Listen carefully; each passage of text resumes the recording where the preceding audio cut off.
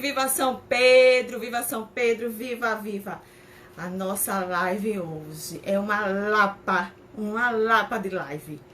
A pessoa que a gente vai conversar hoje, vocês não fazem ideia. Eu acho que essa pessoa, até dormindo, ela está trabalhando em pró, a favor, em nome da causa. Gente, a nossa convidada hoje chama-se Carmen Dolores, doutora em educação e doutora também em ajudar, em colaborar, em lutar. Essa pessoa, gente, que vamos conversar, bater aquela live super, hiper amostrada, é uma lapa de live hoje. Uma hora é pouco. A gente queria todo o tempo do mundo para estar aqui batendo esse papo com ela, para conversar sobre uma série de coisas. Gente, políticas públicas, a nossa própria política, a educação como base, onde ela tanto luta, políticas públicas, racismo, lugar de mulher onde ela quiser, tanta coisa bacana. E essa pessoa chama-se Carmen Dolores. Carmen, gente, tem uma história de luta, uma história de vida, uma história de muito massa. É muito bacana, de vez em quando, a gente traz essas pessoas extremamente pensantes, extremamente focada, né? Focada na vida, focada no que quer, focada na luta, focada no próximo. Pessoas como Carmen Dolores, puxa vida, é difícil demais. A gente conta assim nos dedos. Por quê? Porque ela, até dormindo, minha gente, eu acho que Carmen Dolores está ali pensando, os anjinhos de Carmen Dolores estão ali, sabe? O que vai ser da gente daqui pra frente, o que a gente vai fazer, como é que a gente vai. E Carmen Dolores é assim, é muito focada no próximo, focada nas pessoas que não têm oportunidade. Além de tudo isso, a pessoa também é escritora infantil. Tem livros sobre temáticas raciais. Fora, minha gente, que isso é muito importante, porque além de tudo, a pessoa, até falando da cultura, ela tá brigando para que a coisa aconteça de verdade, que a gente seja 10, que a gente seja nobre diante de uma sociedade, que a coisa seja justa e igualitária. E é assim que a gente enquadra Carmen Dolores. Essa pessoa bacana, legal, sincera, elegante, que vive 24 horas focada em causas sociais, no pequeno, no próximo, das pessoas que não têm oportunidade, né? Além de tudo, aquela pessoa sabe que sonha cada vez mais com um mundo melhor, cada vez mais com um mundo igualitário. Ela tá chegando, galera, ela está por aqui já, nossa querida Carmen Dolores. E diante de tantas qualidades, tantas coisas boas, diante de tanta luta, diante de tudo, a gente vai querer saber muito e muito mais dessa pessoa, né, galera? Afinal de contas, eu acho que ser doutora nesse país, e ser doutora em educação, requer uma responsabilidade muito forte. Requer muita coisa, né?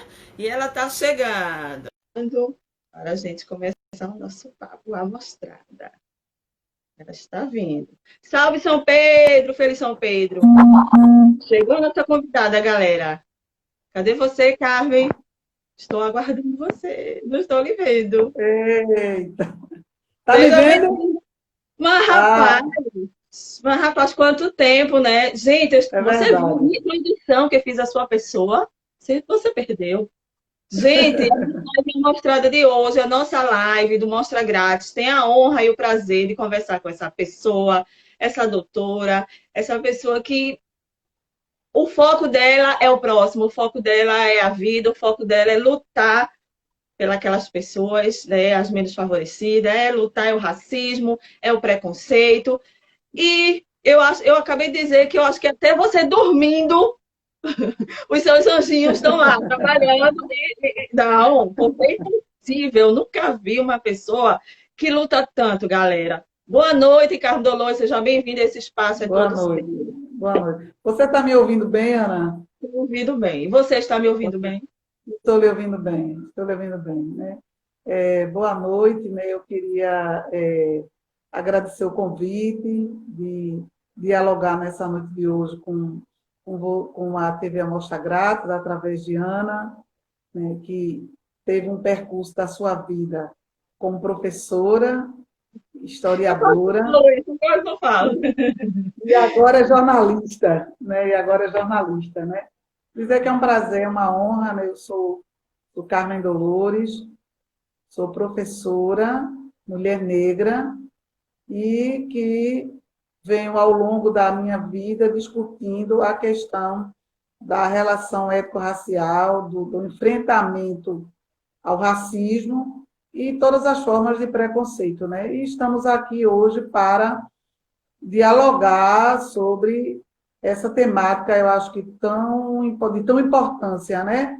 Sempre foi importante essa temática e ela passou a ser importante agora, nesse momento, principalmente, por conta de uma demanda que o mundo voltou a olhar, né? Mas essa demanda, para nós, mulheres negras e pessoas que estamos aqui há muitos anos na luta e na batalha, ela sempre foi uma luta de sempre, né?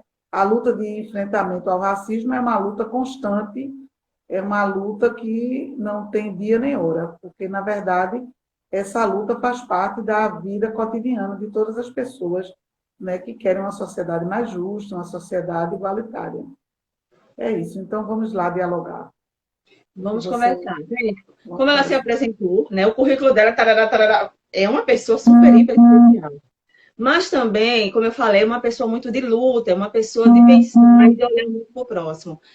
Mas a toda a sua formação e diante dessa formação como educadora, e principalmente na educação de base, eu queria que você, Carmen Dolores, colocasse aqui para a gente como é que você encara, como é que você enxerga hoje a nossa educação de base e como é que a gente tem tratado os nossos pequenos até nesse conceito do racismo. Porque a gente primeiro tem que começar com a base, com as crianças.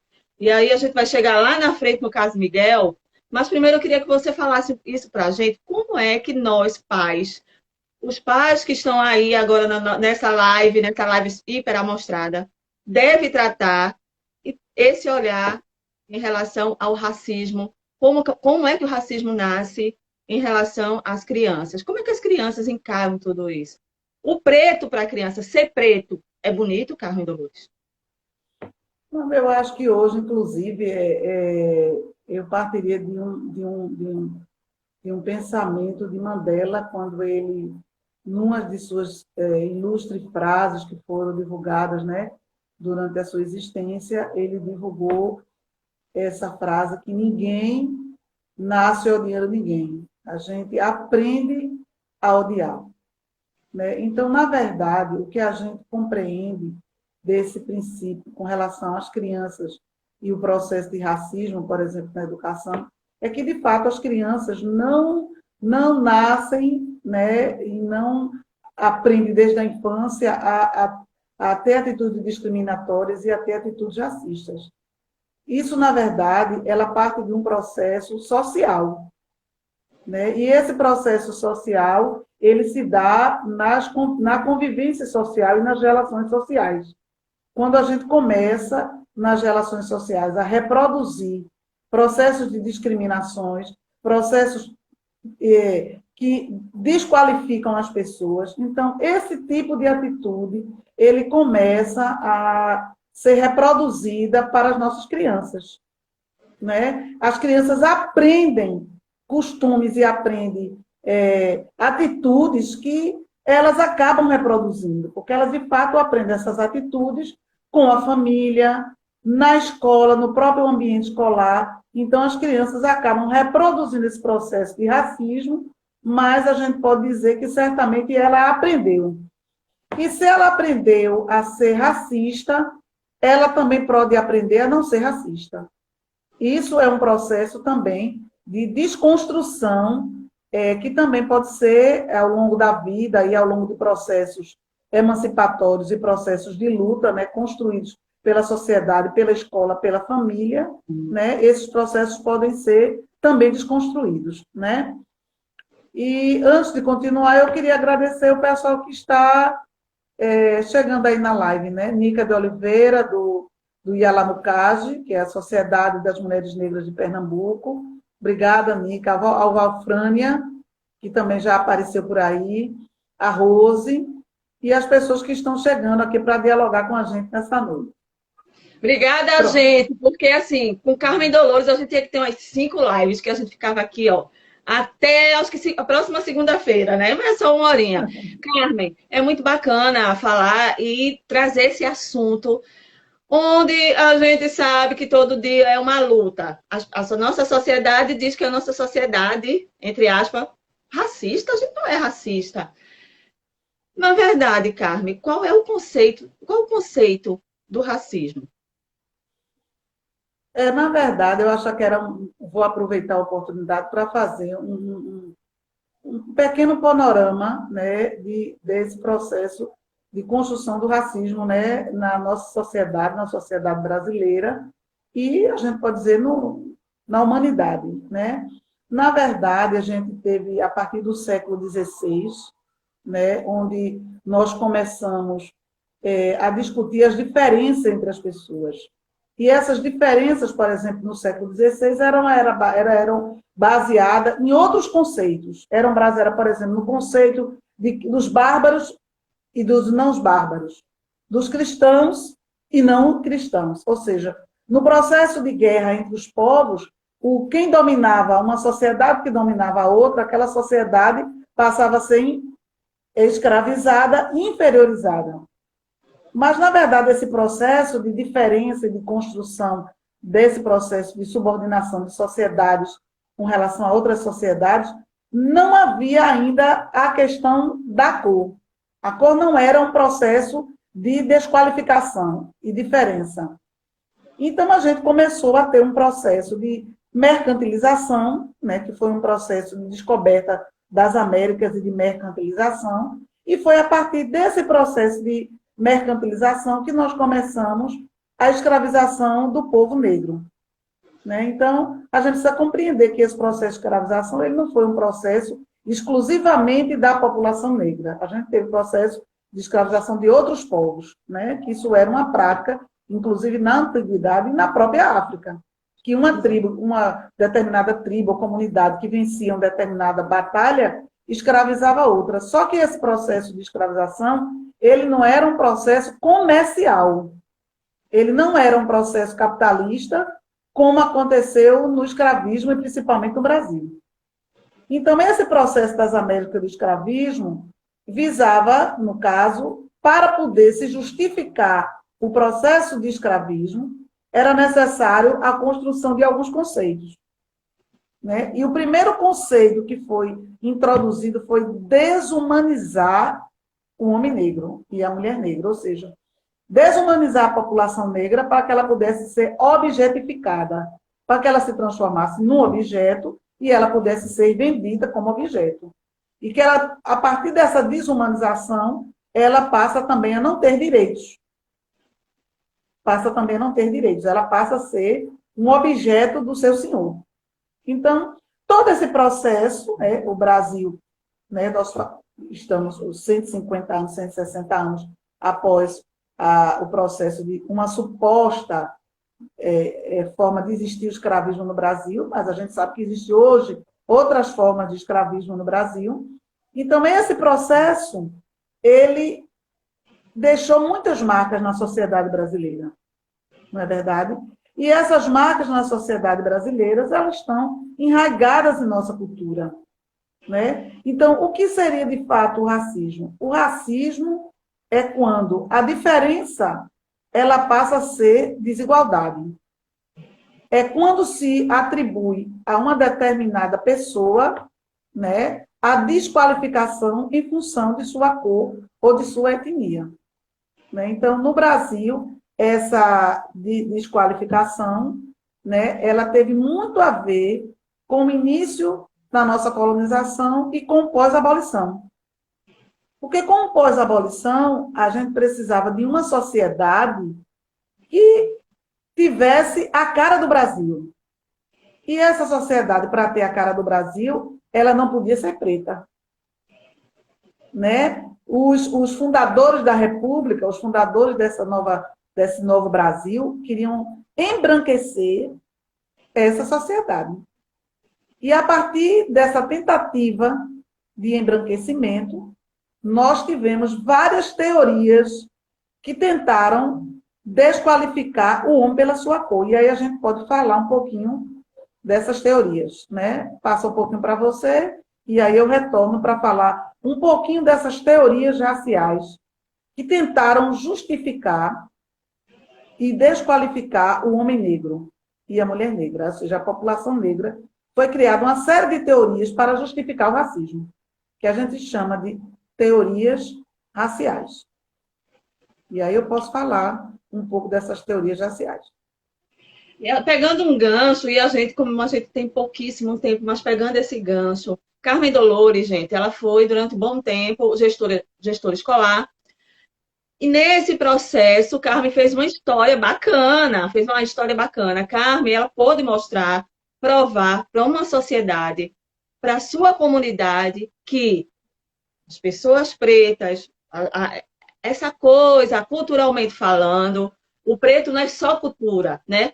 De qualquer forma, Carmen trouxe um novo olhar para uma sociedade, para essa sociedade onde ela trabalhava. Eu queria que você falasse um pouco, Carmen, nesse processo, quando você foi gestora, sempre falo isso para você. O que sempre me chamou a atenção foi as suas implantações na escola, a transformação social. Você fez com que as pessoas se olhassem, se achassem bonitos, se aceitassem.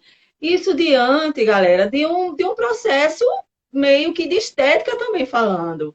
A mulher negra, a mulher preta, ela pode se aceitar seu cabelo, aceitar a cor, dizer eu sou bonita.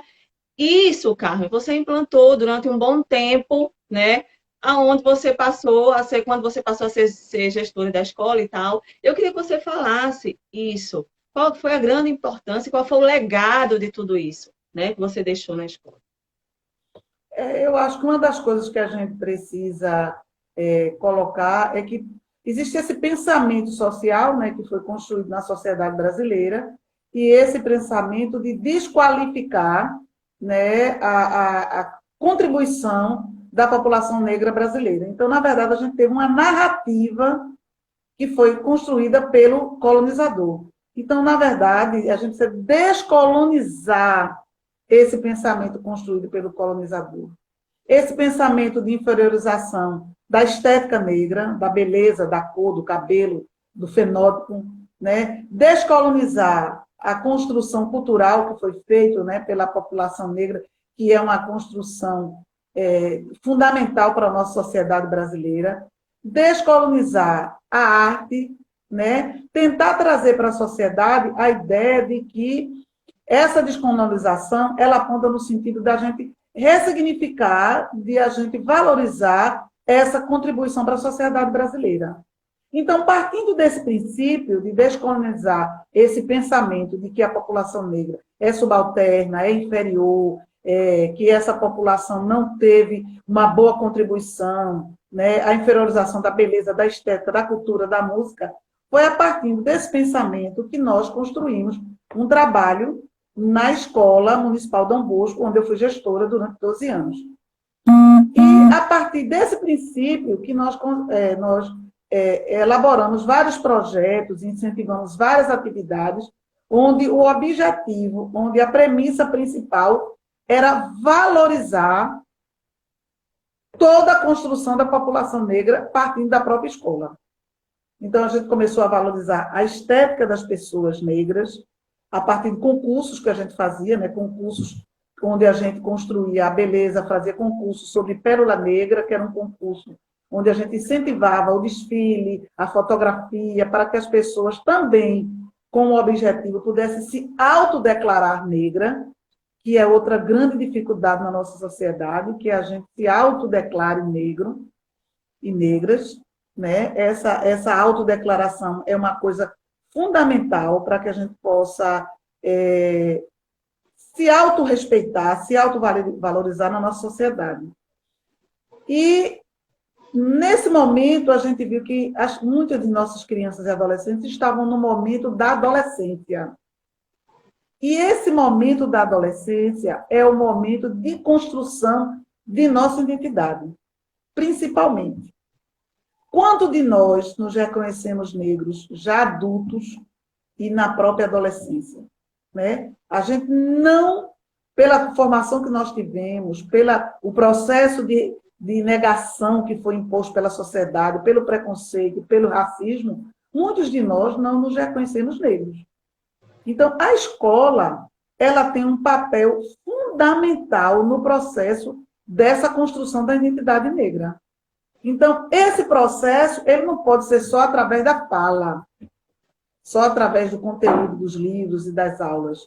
Ele também pode complementar quando a escola desenvolve atividades onde as atividades culturais, onde as atividades realizadas em sala de aula, onde os processos educativos, a gente descoloniza essa ideia de inferiorização do povo negro. Então, eu acho que esse era o nosso projeto, quando a gente começou a construir, incentivar a construção de livros, de releituras de obras literárias, onde os negros eram protagonistas, onde a gente desenvolveu processos de construção de fotografias, de filmagens, de maracatu, ou seja, a gente buscava ressignificar a cultura, a arte, o estudo, a pesquisa, a construção literária, a partir dessa valorização e dessa construção positiva da população negra e dos estudantes negros da escola, para que eles pudessem sentir orgulho, né, de ser negro e poder facilitar essa construção positiva da sua identidade negra na escola. Eu acho que a escola tem esse papel importantíssimo, mas a gente também, contraditoriamente, há de perceber que a escola também é um espaço racista, é um espaço homofóbico, é um espaço sexista, e que passa por esse processo de luta para a desconstrução de todos esses conceitos que nossa sociedade hoje, infelizmente, estão muito mais impregnadas do que antes, né? Lembra que, gente, eu preciso contar isso para vocês. Eu trabalhei com Carmen há um tempo, muito tempo, e a gente é muito próxima.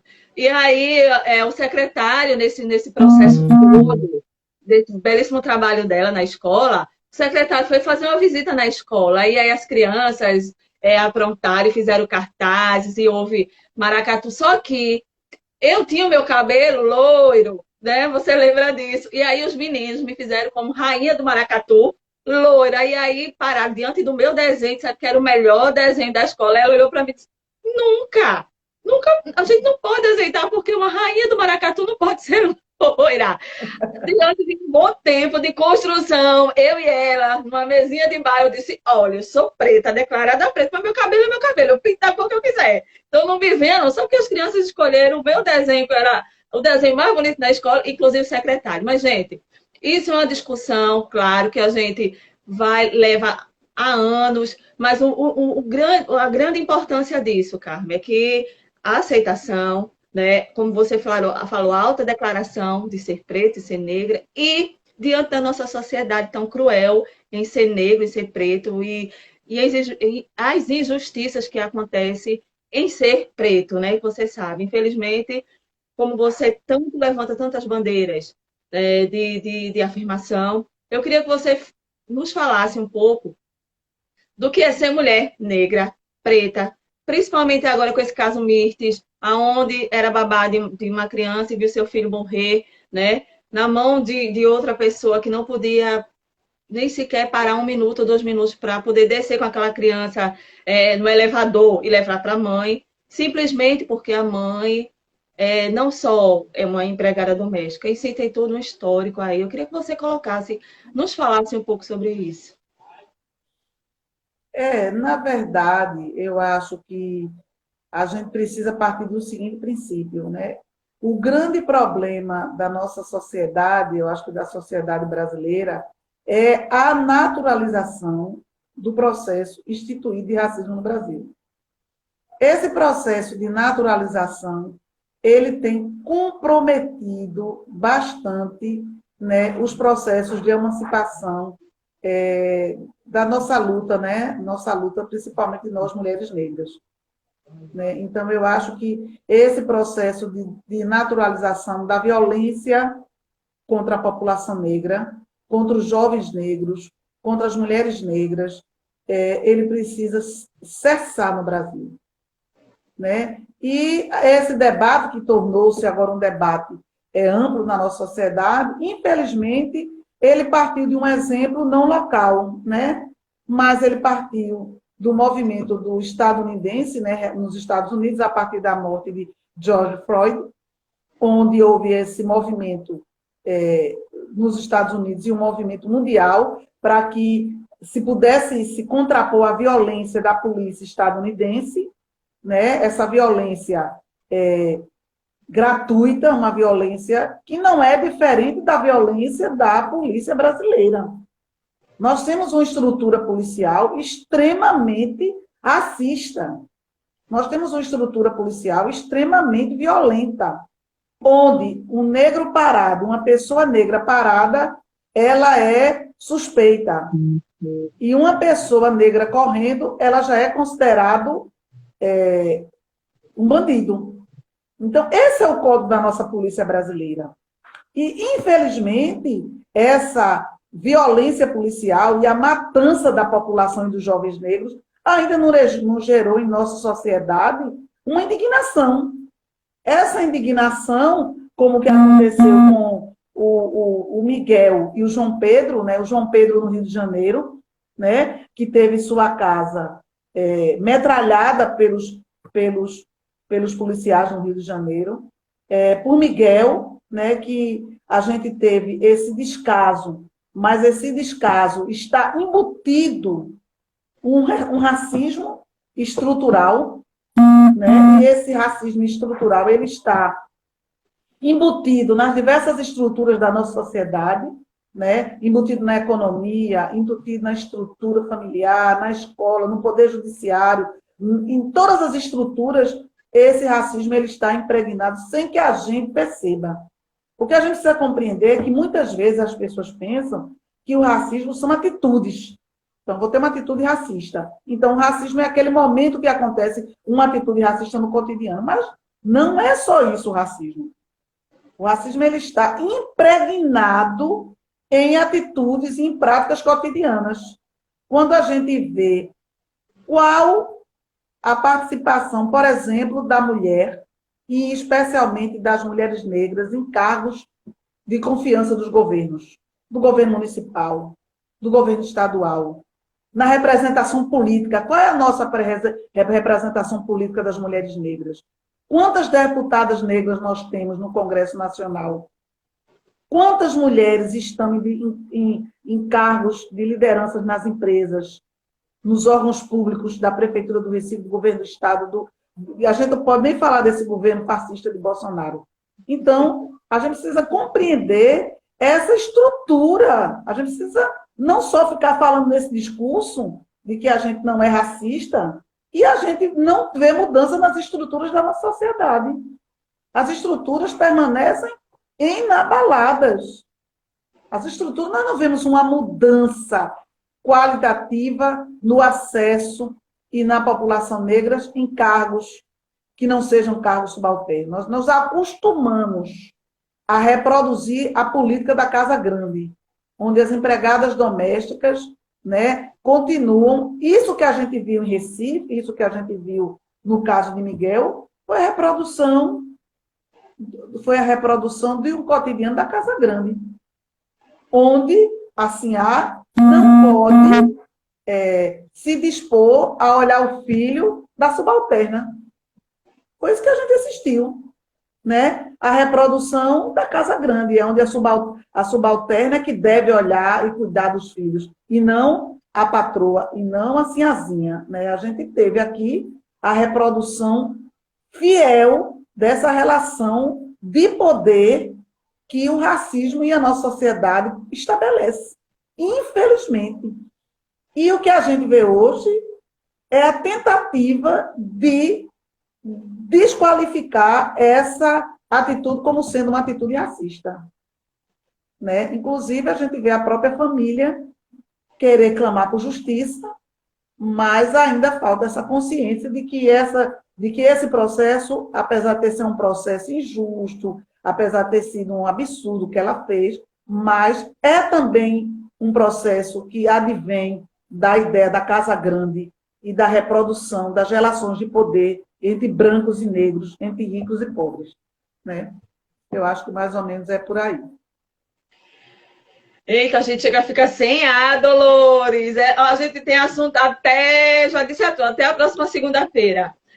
Voltando um pouco para a educação, Carmen. A gente sabe que o nosso querido governo, atual governo federal, diminuiu muito mais da metade das cotas. E aí a gente está sabendo que o nosso povo preto está suando demais a camisa. O que é que tu está achando de tudo isso? Essa estimativa educacional voltada para as pessoas, os menos favorecidos, claro. A gente está com o Enem aí, que não suspenderam o Enem. Enfim, o que é que tu tem achado sobre isso? As oportunidades para essa galera? O que é que tu está vendo? O que é que tu está lendo a respeito sobre isso? Porque cada dia que se passa, a gente sabe que os menos está cada vez aquilo, né? Aquilo que a gente tinha, o ideal de um mundo dessas pessoas com oportunidade. E a gente chegou quase lá, né? A gente já chegou a um topo de que as pessoas, os menos favorecidos, chegaram às universidades, puderam ter uma educação de base interessante, e praticamente nós regredimos. E aí, Dolores, o que é que faremos? O que faremos? Eu acho que a nossa sociedade brasileira, está vivendo um momento de luta, né? Uma luta interminável, né? Parece que a cada dia nós temos uma perda de direitos, né? A perda de direitos dos trabalhadores, né? Quando a gente teve no governo Temer o congelamento dos gastos, né? Para o serviço público, em especial para a educação e a saúde, e esse congelamento dos gastos públicos, principalmente para a educação e a saúde, ele representa hoje uma destruição praticamente da universidade pública brasileira, né? E uma ameaça à educação básica, né? E a gente sabe que esse processo ele vai recair em especial para o povo preto e a população negra, né?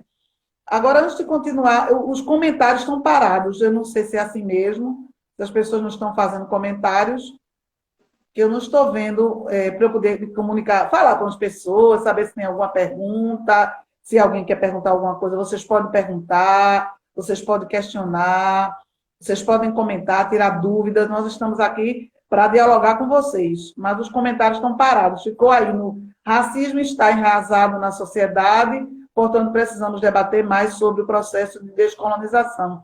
E eu falei sobre esse processo a necessidade do processo de descolonização nos diversos campos, né, da sociedade, na educação e na literatura.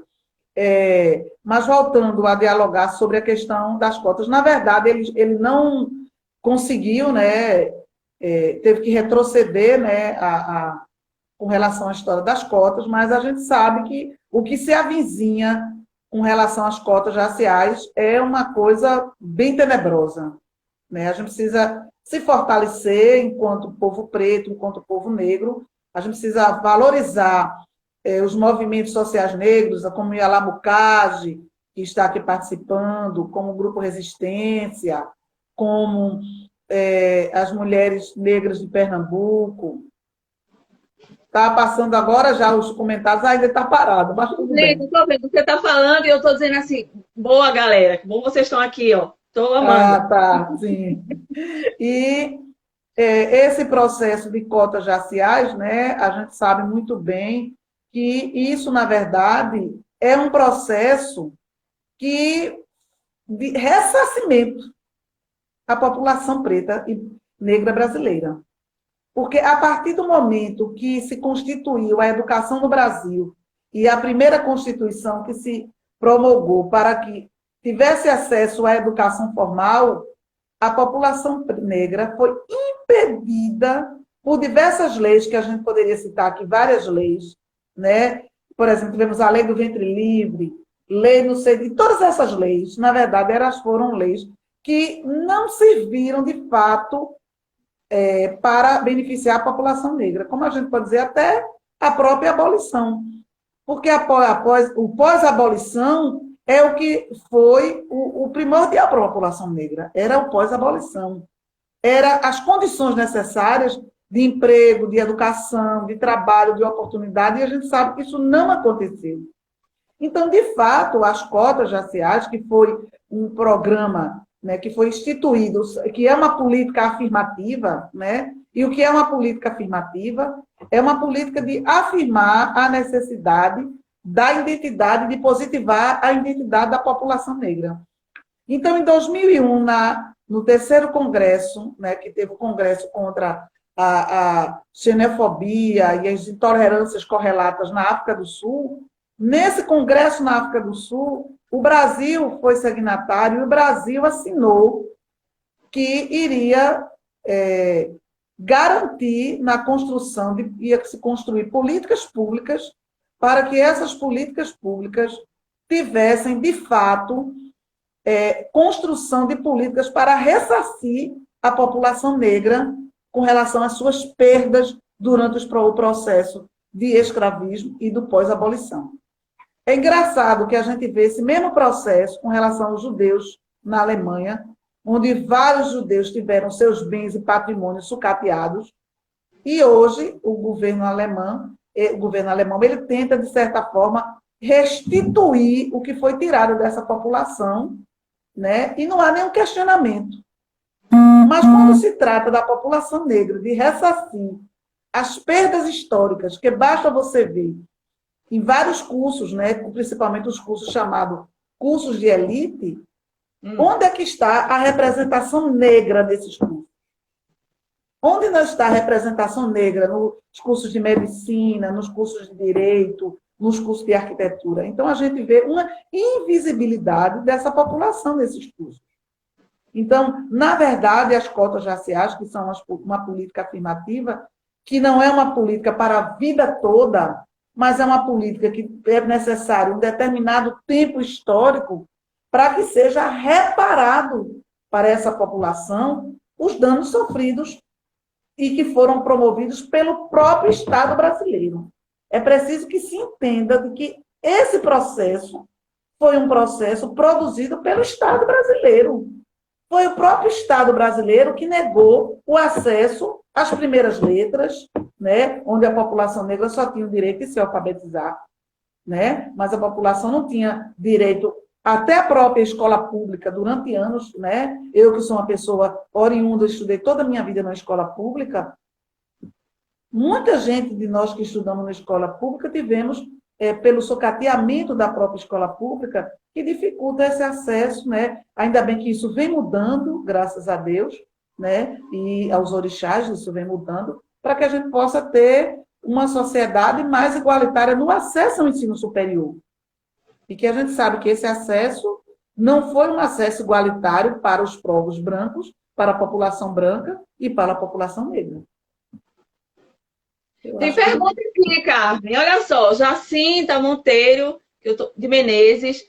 Carmen, como a educação pode empoderar, eita, quase consegui, empoderar as pessoas quanto ao reconhecimento do próprio negro?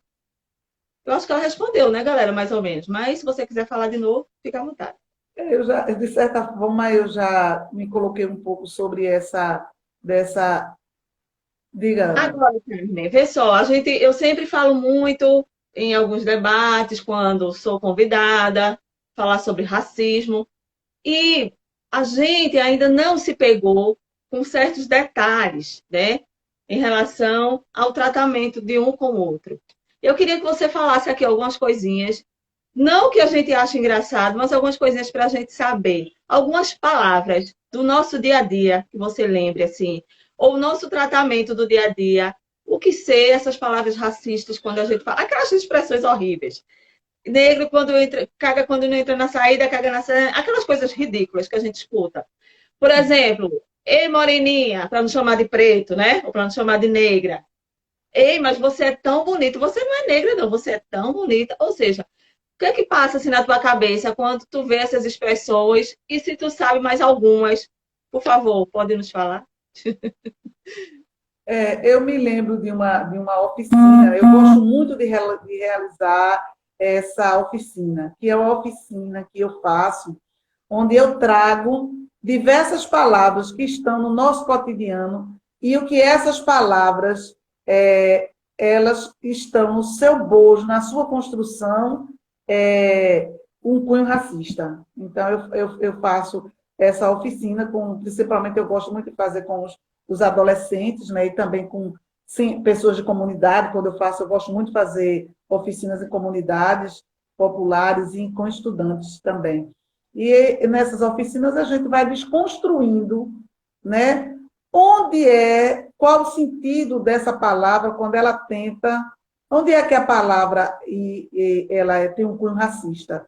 Quando ela tenta ela desqualifica, ela tenta apontar desigualdades e desqualificação da pessoa. Então, por exemplo, me lembrei agora da história de um vídeo que a gente reproduziu, todo mundo vê esse vídeo na internet, que é a história do criado mudo, né? Por que o nome desse objeto, por exemplo, é criado mudo, né? Então, para lembrar que no quarto, né, nas casas, nos grandes engenhos e nas casas das sinhás, nós tínhamos os escravizados que eram dentro da casa, né, que eram os escravos de confiança, né, que faziam atividades e funções domésticas. Essas funções domésticas, uma das funções era ficar no quarto e ele tinha que ficar em silêncio, ele não podia abrir a palavra, ele tinha que ficar mudo. Então, daí vem essa qualificação dessa peça, desse móvel chamado criado mudo, né? Em alusão a esse empregado, a esse escravizado doméstico que vivia nas casas grandes, né? E outras pejorativas, né? Cabelo de assolã, cabelo pichain, né? E essa história do cabelo, que é uma coisa também muito forte, né? Principalmente relacionada às crianças, né? Eu me lembro de uma história, e essa história eu sempre guardei para a minha vida, e esse fato aconteceu quando eu era gestora, e eu tinha um menino que o nome dele foi qualificado de Assolan. E quando Assolan saiu, né, com esse nome, dos anos iniciais e foi para os anos finais, eu resolvi fazer um trabalho para desconstruir esse apelido que era dado a esse menino, que o nome desse menino era Jorge. E eu sempre chamava ele por Jorge. Quando a gente colocou ele nos anos finais, eu troquei ele de turma e fui na turma que ele estudou nos anos iniciais e disse: se alguém chamar Jorge pelo apelido dele, vocês vão conversar comigo a partir de agora.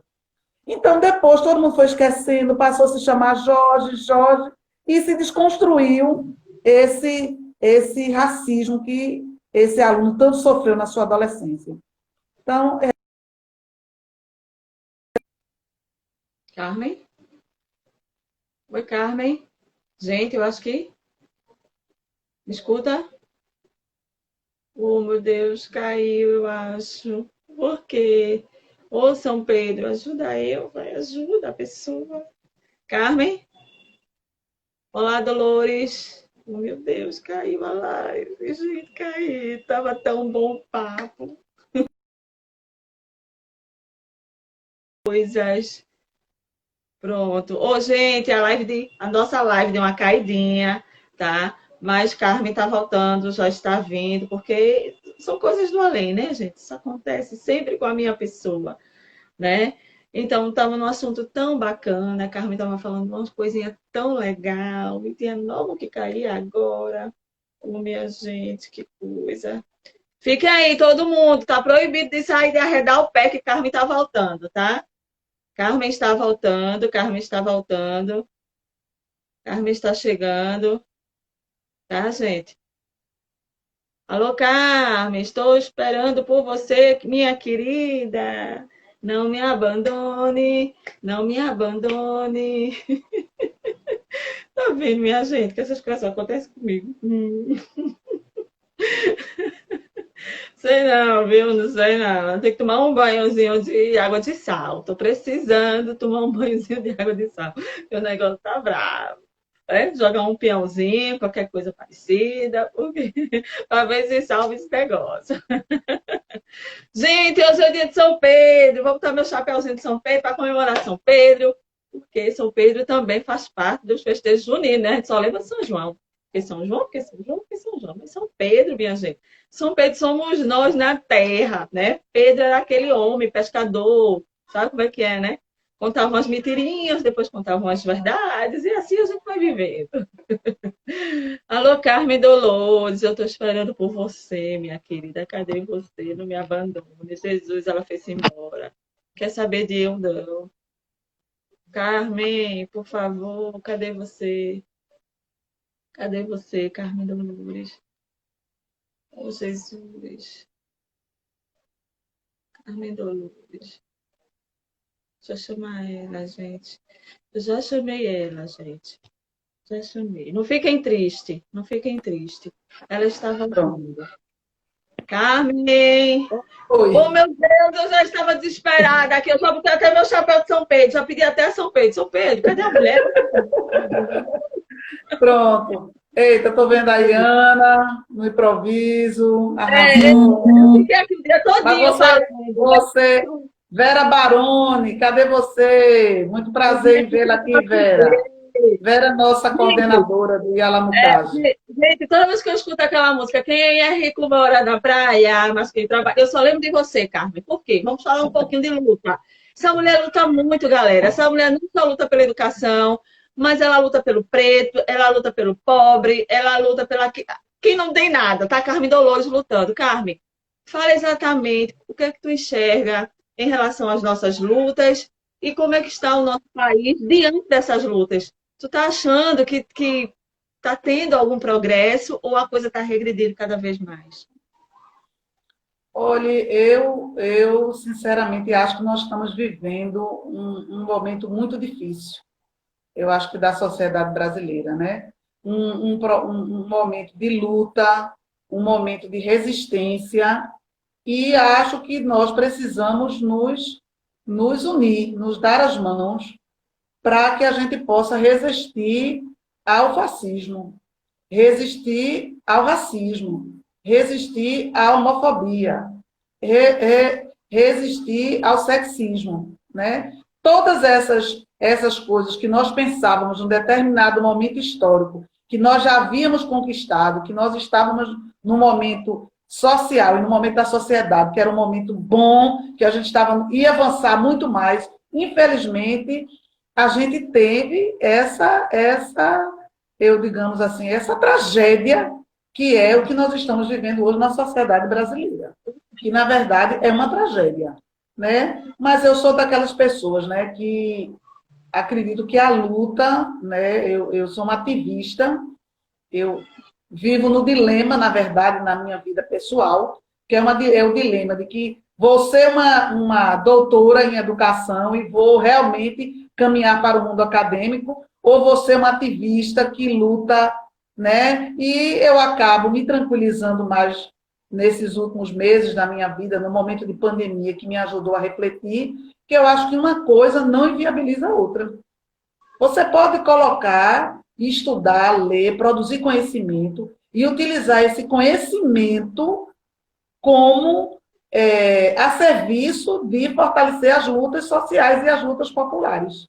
E é isso que eu pauto minha vida e é isso que eu acredito, né? E falta pouco tempo. Veja aí quanto tempo falta, que já mandaram um recadinho dizendo que falta 10 minutos, não é isso? Pronto, então, para esses 10 minutos, eu quero saber o seguinte. Culturalmente, o coco ao frevo, quem é Carmen Dolores, o que é que Carmen Dolores ainda busca e o que Carmen Dolores ainda deseja, quer fazer, sonha, qual o grande sonho de Carmen Dolores? Olha, o meu grande sonho, eu fico pensando, eu tenho medo de morrer. O medo que eu tenho de morrer é o seguinte, meu Deus, eu tenho tanta coisa para fazer ainda, né? Mas eu acho que o meu grande sonho é de fato, eu acho que assim, eu posso dizer que eu tenho uma bandeira na minha vida que é a educação e a luta antirracista. Né? Eu considero que o grande sonho é que essa luta antirracista que seja uma luta de toda a sociedade. A gente precisa partir do princípio de que a luta antirracista não é a luta dos pretos, não é uma luta só dos negros e da população negra. A luta antirracista é uma luta de todos, é uma luta de brancos e de pretos. É uma luta da sociedade brasileira. É uma problemática que interessa a todos nós. Né? Enquanto houver numa empresa, enquanto houver nas instituições públicas, enquanto houver na política, enquanto houver no parlamento, não tivermos uma representação negra satisfatória que represente o que nós somos, porque nós somos 52% ou mais de 50% da população brasileira. E essa representação social na sociedade, de sermos a maioria da população, ela não está representada, não é verdade, nos cargos e na vida pública brasileira. Nós não estamos representados. Nós não estamos representados ainda na educação, nós não estamos representados ainda na cultura o suficiente, onde a produção negra seja reconhecida como uma população, uma contribuição valorosa, né? Onde a gente possa ser reconhecido que a nossa história, que nós contribuímos, de fato, para a construção da sociedade brasileira, né? E essa construção foi uma construção que precisa ser reconhecida como valorosa. E não a construção, nós precisamos descolonizar essa nossa história, para que a gente possa ter uma sociedade, principalmente nós, mulheres negras. Nós precisamos, enquanto mulheres negras, ocupar espaços de poder na nossa sociedade. Espaços qualificados, espaços que possam interferir na construção das políticas também. E não só isso que a sociedade tentou nos delegar, que são profissões, que são ocupações e que são espaços de subalternidade.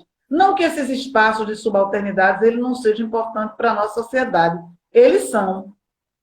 Eles são. Infelizmente, não são considerados e não são reconhecidos no Brasil por conta dessa estrutura que foi construída em cima da Casa Grande. Mas em outros países, não existe essa diferença, por exemplo, entre um profissional, um médico, um enfermeiro, entre tantas profissões que existem no Brasil.